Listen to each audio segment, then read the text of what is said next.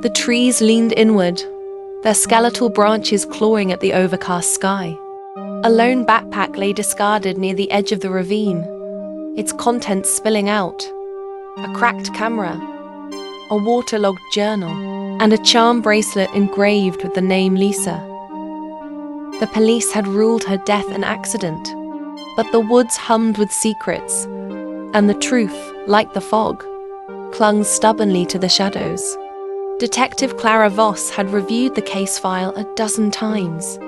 The photos of Lisa's body showed no signs of struggle, but the positioning felt staged. A veteran of missing hiker cases, she'd seen accidents. This wasn't one. Clue. A blurred figure appeared in the background of Lisa's last photo.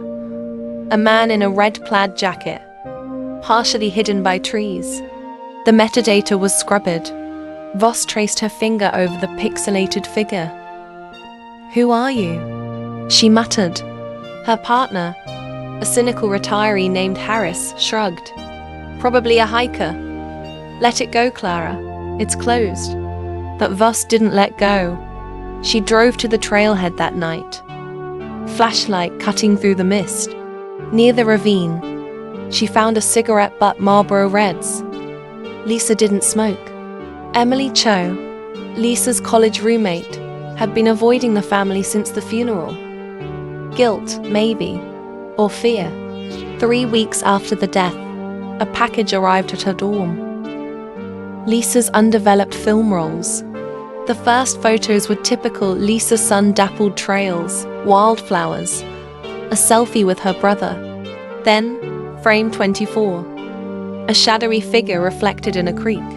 Frame 31. The same man, closer now, face obscured by a hood. Frame 37. A close-up of Matt, his eyes locked on the lens, a half-smile twisting his lips. Emily's hands shook. She called Lisa's brother Jake. He was there, months before she died. Richard Carter hadn't spoken in 11 months. Not since identifying Lisa's body. But he'd started sleepwalking, his nighttime wanderings leading him to her bedroom. His wife found him there one night, clutching Lisa's hiking boots, muttering. It wasn't the fall. Under her mattress, Richard found a letter unsent, addressed to Jake. "I think Matt knows about the cabin, the one Grandad left us. He keeps asking about it. Jake, I'm scared he'll..." The letter ended abruptly. Jake began tailing Matt. He learned routines. Mondays at the diner, Wednesdays volunteering at the animal shelter, Lisa's favorite. Sundays parked outside the Carter home. Through binoculars, Jake watched Matt slide into a booth. A waitress brought him black coffee. No sugar, just like Lisa drank hers.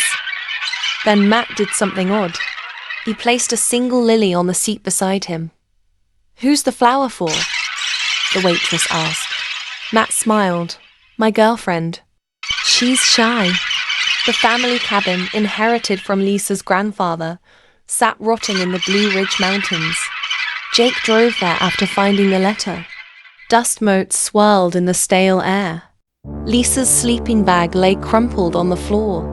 A map of the ravine was pinned to the wall, marked with red X's. In the closet, men's boots, size 11, Matt's size, and a locked box. Inside, Jake found Polaroids Lisa, bound and gagged, her eyes wide with terror. Dated 2 weeks before her death, Jake cornered Matt at dusk, the ravine yawning below. "You kidnapped her," Jake snarled, waving the Polaroids. "She escaped, didn't she? And you pushed her." Matt tilted his head, eerily calm. "I freed her. She wanted to disappear. To be unseen." "Bullshit." Matt's smile didn't reach his eyes. "Ask your dad why he really stopped talking."